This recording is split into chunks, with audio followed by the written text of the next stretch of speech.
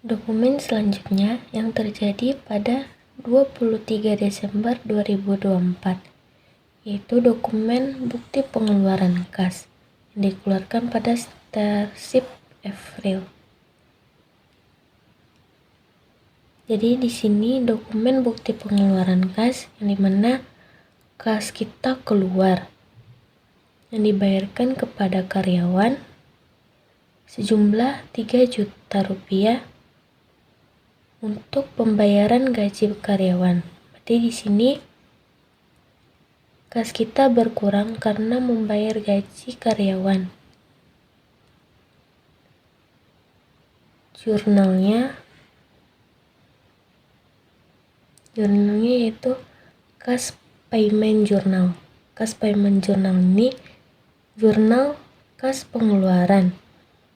Jadi karena di dokumen kita mengurangi kas untuk membayar gaji karyawan, jadinya kita masukkan ke dalam jurnal kas payment atau cash payment journal.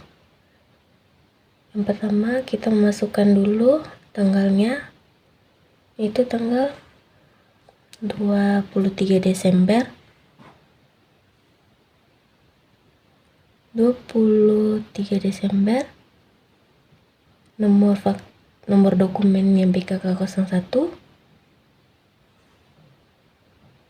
Nah, karena tidak ada tabelnya di sini di atas, maka kita masukkan ke dalam miscellaneous. Nah, salary expense ini itu istilah dari akuntansinya. Artinya ini gaji karyawan sebanyak 3 juta di debit. Salary expense ini termasuk beban gaji. Beban bertambah di debit. Makanya jadinya salary expense ini 3 juta di debit. Karena kita membayarnya pakai cash, berarti uang kita berkurang sebanyak 3 juta. Dokumen nota kontan. Nah, dilihat dari sini, ini adalah PT Astro, berarti kita melakukan pembelian barang secara tunai. Jadi ini pembelian secara tunai kepada PT Astro sebanyak 30 jenis barangnya, lemari plastik polos seharga 80.000 per unit, jumlahnya 2.400.000, PPN-nya 264, break in-nya 50, jumlahnya 2.714. Nah, memasukkan jurnal yang dipakai adalah cash payment journal. Karena kita membeli barang secara tunai, berarti kita mengeluarkan kas kita. Berarti kita masukkan dalam cash payment journal. Tanggal 24, nomor dokumennya NK03 dari PT Astro. Nah, pembelian kita dimasukkan sebanyak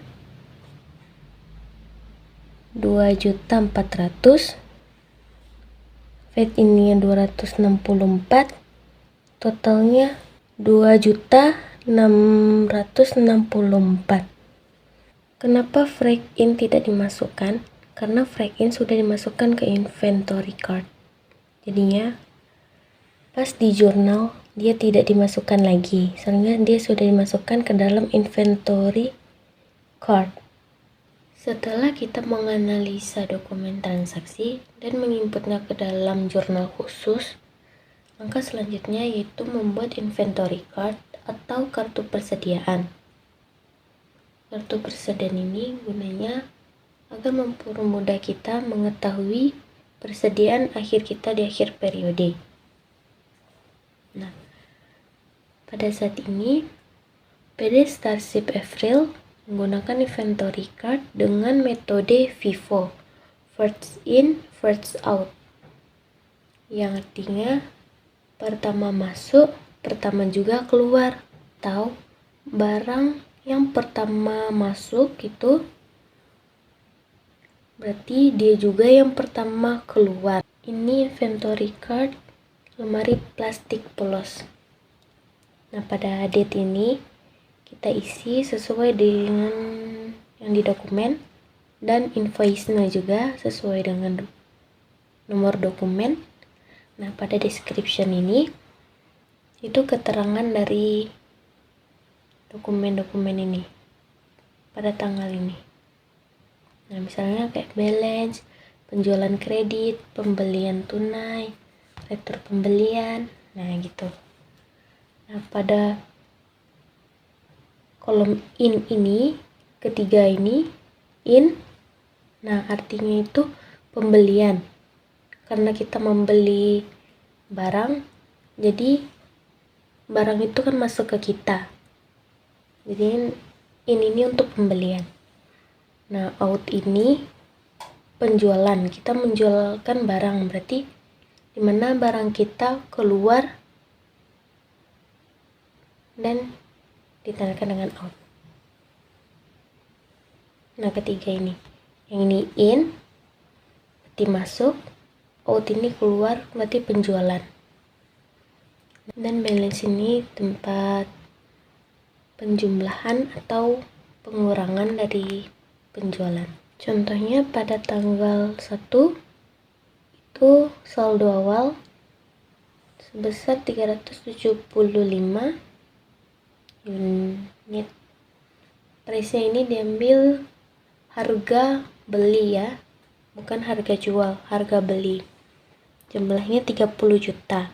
Nah, pada tanggal 3 penjualan kredit itu penjualan kredit, berarti di out sebanyak 40. Nah, 80 ini diambil dari sini. Dapatlah hasil 3.200.000. Nah, 375 ini dikurang 40 karena dia penjualan, jadinya barang keluar. Nah, pasti barang kita kan berkurang juga karena sudah dijual. Jadinya tinggallah 335. Nah, angkanya ini sama dengan ini ya. Jadi tetap 80.000, hasilnya 26.800.000. Nah, pada tanggal 4 pembelian tunai sebanyak 50. Price-nya ini sudah ditambahkan dengan beban angkut. Jadi pada saat pembelian barang itu 4 juta. Nah, karena dia ada beban angkut, jadinya dimasukkan ke dalam inventory card ini sebesar 25.000. Jadi 4 juta ditambah 25.000 dapatlah hasil 4.025.000. 4 juta 25.000 ini dibagi dengan 50, dapatlah hasil price-nya 80.500. Kita lanjutkan. 335 ini diturunkan, yang pembelian yang tadi kita masukkan ke sini. Tapi dibedakan ya, karena ini price-nya beda, jadinya harus dipisah, nggak boleh digabung. 50 kali 80.500 dapatlah hasil 4.025.000. Sebenarnya ini tinggal dipindahkan aja ya. Nah, pada tanggal 5 ada retur pembelian ini dari tanggal 4. Retur pembelian tanggal 4. Jadi returnya itu 5. Nah, retur itu mengikuti harga price. Kalau misalnya harga price-nya di pembelian awalnya itu 80.500, maka pas di retur juga 80.500, dapatlah hasil 402.500.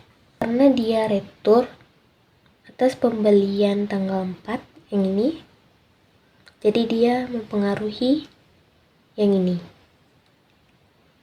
20 ini. Jadi pada saat di sini 335 ini tinggal disalin, tidak mengaruh retur. Yang mengaruh itu yang 50 tadi ini. Jadinya sisa 45 karena pembelian kita berkurang 5, jadinya sisalah 45. Price-nya tetap 8.500, hasilnya 3.220.000. Dan selanjutnya seperti itu, seperti penjualan kredit, sama seperti ini. Jika harga price-nya ini pada saat pembelian berbeda, dia tidak boleh digabung dengan yang lain. Misalnya pada saat di sini, ini ada yang 80.000, ada yang 80.500. Nah ini seperti ini harus dipisah, tidak boleh digabung.